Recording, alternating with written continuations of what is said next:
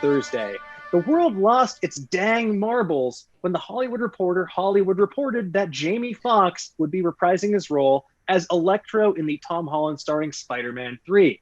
Now you may be asking yourself, why would he do this? Is this the same version of the character from Amazing Spider-Man 2? Is Uncle Ben still dead? Well, we're here with great power and great responsibility to break it down in excruciating detail for all of you. So, he also had a deleted Instagram post, Jamie Foxx posted last week, artwork featuring 3 different Spiders-Man, or Spider-Mans, or Spider-Man, depending on how you pluralize it, and revealed that this version won't be blue, but will be badass, which I like that promise, but I'm curious, what do you make of this announcement, and what do you make of that teaser? Now, Hector, I saw you getting excited there. Let's start with you.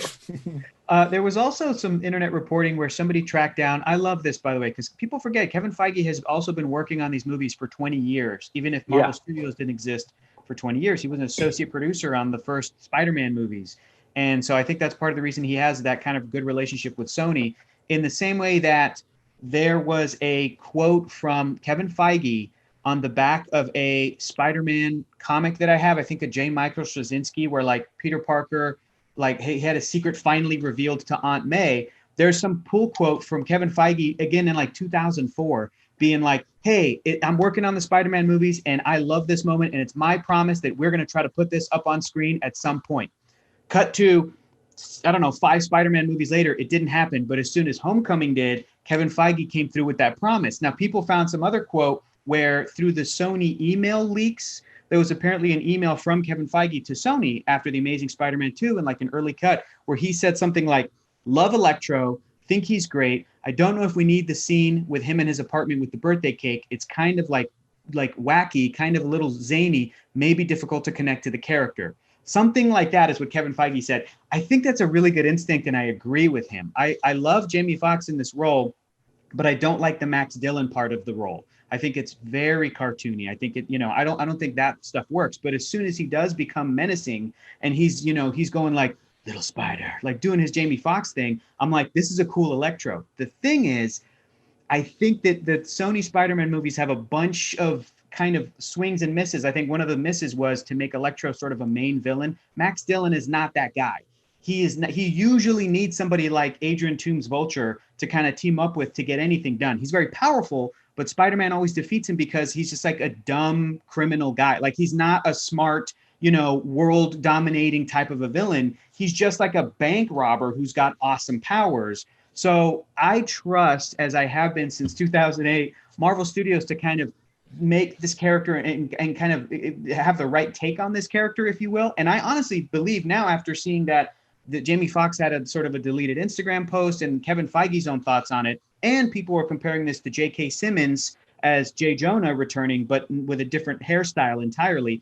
I don't think this is the same character. I don't think it's a multiverse thing. I don't think that we've gotten there with Spidey. I really think this is just Kevin Feige going, let's give Jamie Foxx another shot. He did a great job. Let's maybe kind of use almost an audience shortcut to bring back a character that maybe audiences were like, oh yeah, he was Electro, to then shortcut and bring in a Doc Ock, shortcut and bring in a Sandman, shortcut and bring in and introduce Kraven, and then you've got your Sinister Six with Mysterio, with Vulture, and then who is that? Everybody that's Vulture, Mysterio, Electro, Sandman, Rhino, Kraven. No, Kraven. We need who's the last one? Oh my gosh. Vulture. Wait, okay. I'm gonna do all the Sinister Six. It's Doc Ock, Electro, Yep. Sandman, Yep. Vulture, Yep. Mysterio, Kraven. You hit That's them. it. All six. So we've already got some versions in previous movies, and I think that Doc Ock and Electro can be that shortcut audience shorthand. I'm not saying they're bringing back Melina, but I'm saying that Doc Ock being as sort of well known as he is, I don't think they're going to give him a whole movie to explain again to audiences like, this is Dr. Otto Octavius or Olivia Octavius or whatever they want to do. I think they'll just be like, and there's Doc Ock, and now Spidey's got to fight the 6 of them.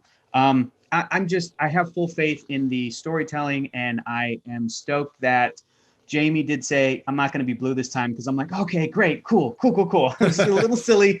Let's keep you looking as good looking as you are. I can't wait to see what they end up doing. Yeah, I think they can hopefully find a middle ground between the kind of like melted Dr. Manhattan action figure and the kind of like admittedly corny Silver Age yellow and green costume with like the lightning bolt mask, which as much as I love it, I do think that the MCU has tried to make some savvy costume updates. But yeah, I'm curious. I definitely think that you're onto something with the Sinister Six, because Sony has wanted to do that for so long. They were developing a Sinister Six movie at one point. Now there's all these rumors about a Craven movie in the works. You know, you saw Adrian Toomes show up in the Morbius trailer. They're introducing Carnage in Venom 2. Let there be Carnage. They're amping up the amount of Spider-Man rogues that are on the big screen. But do you think that, I know you say it's not going to be a sort of shared universe, but do you think they could be building towards a live action Spider-Verse at some point? Because I will say, as Kevin Feige mentioned a few years ago in a statement when they regained the rights to Spider-Man, Spider-Man is one of the characters who has the ability to cross multiverses, so you never know what's going to happen, especially in one of those Sony movies. So Karama, let's hear from you on this one. What do you think is in the future, both imminent and long-term, for Spider-Man? Like in Spider-Man 3, is this the same? Like, is this going to have any connection to the Max Dillon we saw previously? Is this just a new take on it? And do you think they're building towards a shared universe? If Kevin Feige's involved, they're absolutely building towards a shared universe. I do not think that they should pick up much from the previous Electro, because everything Hector said, I completely agree with. They tried too hard to make Electro something that he wasn't, and then that weird Dr. Manhattan thing that they did with him, and all of a sudden he's gonna see everything and feel everything. It was just very awkward. And one of the mistakes that Sony movies made was they always had one too many villains. It's like, wait, which one's the bad guy? Who am I looking at? I think Marvel is much better at setting that up, and I think it would be ridiculous of them to not set up the Sinister Six. We've met half of them, you know, and I feel the same way even about like Young Avengers. All you got to do is add 2 or 3 more characters to Wanda and Doctor Strange's movie and everything, and you have everybody else we've met in Infinity War, and you have a Young Avengers live action movie. So I think they're setting all these up, and as long as that Young Avengers comes out after Blade, I'll be fine with it. But they need to stop pushing Blade. When they turn the planet back on, Blade needs to go into production. Immediately. But no, I honestly think that clearly Tom Holland is the right age for somebody to sign a contract for like 30 years. And and everything that they're building makes perfect sense. And honestly, I mean, I would love to see some of the old, I know Hector, you said you're not necessarily Melina, but I think it would be hilarious to have like a aged, you know, Doc Ock come back and go, yeah, you know what, maybe I will try this again. And I would love it. And then also in the comics, there were so many different versions. There was Sinister 6, Sinister 7. Hector, wasn't there Sinister 12 at one point? You know it. And then at some point, like Doc Ock's brain got put into Peter Parker's. It was there's a lot of material. So they could, you know, extend this rogues gallery through several Spidey iterations. And they've also already proven that within the MCU, they can bring in smaller villains or just other villains, and they don't like overshadow. Like Homecoming is a great example because Toomes is very clearly the main villain of that movie, but you also have Shocker, you also have Scorpion, and then you also have, you know, just kind of mentions here and there of other characters. And I think that's like, wasn't the Tinkerer in there too, or no? Am I wrong? Tinkerer, Chameleon. Yeah, he supplied a lot of these. Yeah. Yeah, that's right. So there was a Russian guy that was like, "Oh, is that the Chameleon? That's going to be the same name as Chameleon." Yeah, exactly. Yeah, so they're able to do that. They're making the Spider-Verse or the Spider-Man world within the MCU big already, and just like you know, and Jamie Foxx is a good actor, and I think seeing him again in this role, I think if they did it like visually the same way that they did it in the PS4 game a couple years ago, where it's similar, kind of like, you know, veiny and everything like that, but he's not, you know, blue for no reason or anything like that. Looked like a particular Otter Pop that I liked when I was a kid is what he looked like. But honestly, if they took a couple storylines from that game, it would make an amazing movie. I don't know how many times I looked at that game going, God, like if you look at all the stories together, I'm like the cutscenes together, I'm like, this is the movie that we haven't had yet. Yeah. And that's also where you meet a lot of the Sinister Six. Mm-hmm. Like I know Negative Man's not one of them, but just saying. But could be. I mean, like the Spider-Man has arguably the best rogues gallery possibly only second to Batman in all of comics. Correct. And so put as many of them in there as you want. Like the idea is Spider-Man is alone against a city full of bad guys, basically. And I like that idea. Like when the Avengers have giant world things to take care of, but give us like actual villains for Spider-Man to take care of in New York City.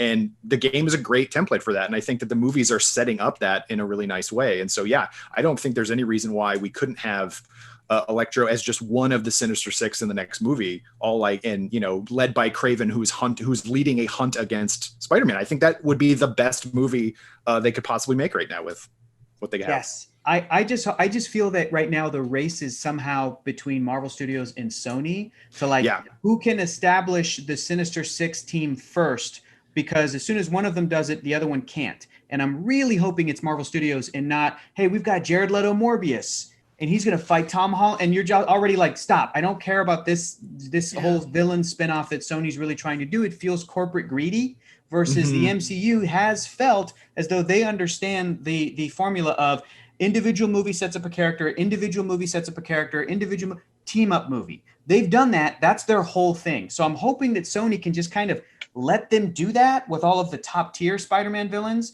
And then Sony can do movies like Morbius and Silver Sable and whatever other side stuff they want to do. And Eddie Brock, Venom, Tom Hardy, they can do as many Tom Hardy Venoms as they want. But it's the second they have a Tom Holland crossover, the second they have Tom Holland show up in one of those movies, it's going to dilute it and go, oh, so is this part of the okay, this is that's how you end up with extra extraneous Quicksilvers. You can never have too many Quicksilvers because they will always make sure that they all die off. The universe is healing. Quicksilver is gone once more, and they will never find their dad. No, never. You can't outrun trauma. That's the big lesson of Quicksilver. So one thing that I do think is eventually going to happen, it's probably not going to be Spider-Man 3, but I do think they are going to cash in on this multiversal doorway they've created, because, you know, you can have, I agree that it would dilute sort of the magic of the MCU, but you can have that Tom Holland appear if you then later explain that this is part of a multiverse, and then you pay that off by having one movie where you get to see all three of those Spider-Man actors together. Because I do think that is something that would just print money, and hopefully they could do it justice once they lay the groundwork. Something I would love to see Sony do is not the Sinister Six, but I'd love to see them do the Superior Foes of Spider-Man, which was a short-lived series that is, if you haven't read it, it is phenomenal. It's like basically all these like Spider-Man villains like teaming up together, but they're not that great at their job. It can be kind of like the Suicide Squad for the SPUMC or the Sony Pictures universe of Marvel characters, if you are someone who likes words said in their entirety. But I will say, I also saw something in the chat that I really love from Wendy, and I apologize if I'm going to butcher your full username, Nigaban, and they say Tobey Maguire as Doc Ock. So I'm curious, what do you folks think about that bit of casting? Hector seems to say no. Oh. I don't, no. I can't think the guy that said, punch me, I bleed, as some kind of a threat, menacing character. I mean, I love Toby, but I think Toby is best at sort of the indie drama genre. You know what I mean? He has never been a super charismatic Peter for me, a really funny, engaging Peter. And not that Dr. Octopus Otto Octavius has to do that. And I love the idea of paying tribute and homage to what came before. I think J.K. Simmons as Jonah is that. I think that that's the MCU acknowledging, look, we would not be where we are today without the Sam Raimi Spidey movies, without everything that came before us. And we can all agree the best thing about those movies was J.K. We're going to bring him back. Nobody else could play Jonah. But I would rather see Toby play some other character, Marvel character in the MCU if we're going to bring him back for something. I've seen a lot of really interesting casting choices for Doc Ock. There's a lot of potential out there. Frankly, the one I'm really looking forward to is Norman Osborn. I think he is a character who has the potential to be the next Loki or the next Thanos in terms of, like, you know, especially before we get Doctor Doom in there. If those two guys are existing at the same time, I think those two as big bads focus on that. And Doc Ock, you can even have a little bit more freedom to try some different stuff. I think Spider-Verse gave us an amazing Doc Ock. I say, let's keep doing that. Let's have Olivia Octavius be an MCU character as well and have a great actress play the role. I think that would be fantastic. Hector is all about that Catherine Hahn all the time, always. The only thing I definitely don't want Toby to come back and play is Uncle Ben. I don't want to see any more Uncle Ben. To me, with Spider-Man is like Batman's mother's pearls. Stop it. I We don't need it anymore. We get it. We know. Pitch for you. How about this? We don't see Uncle Ben's death at all, but there can be an Uncle Ben flashback with Marissa Tomei and her husband. And Uncle Ben is played by Tom Hanks. How do we feel about it? I was going to say Tobey Maguire. Wow. Flashback Uncle Ben. But just to see hear me where out maybe, on this. Marissa Tomei talks to Ben for a second, or maybe another actor who plays a young Peter can have a moment with Ben, and he's this amazing, lovable guy who we see for 2 seconds, and then that's, we can feel an impact. But I agree. I don't want to ever see him get killed again. It was bad enough when we saw it again with Martin Sheen. Come on. Exactly. And every time I see a young, when you go to the other side, every time I see a young Bruce, I'm like, no, just stay out of all alleys forever. Stop. Like, never go in there. It's just one of those tropes that it takes up screen time that can be given to something else. Or if you're going to do it in the title sequence. Just do something quick with some news headlines. Make it a joke like in Teen Titans Go to the Movies. Yes. Martha Wayne Duff. When they ran back in and handed her the pearls and ran back out. Yeah, that was epic. I feel like at this point, now that we've had basically like 20 years plus of superhero movies, we're like, okay, you guys know whose parents are no longer with us, right? We're going to skip that bit. You guys understand origin stories. We're going to give you a gimme on that one. It's just a good way to know that the filmmakers don't know anything else about those characters. So let's move on. We can do whatever a spider can? That seems ridiculous. Yeah. Nobody knows who he is. That's the electric company. Yeah. Oh, boy.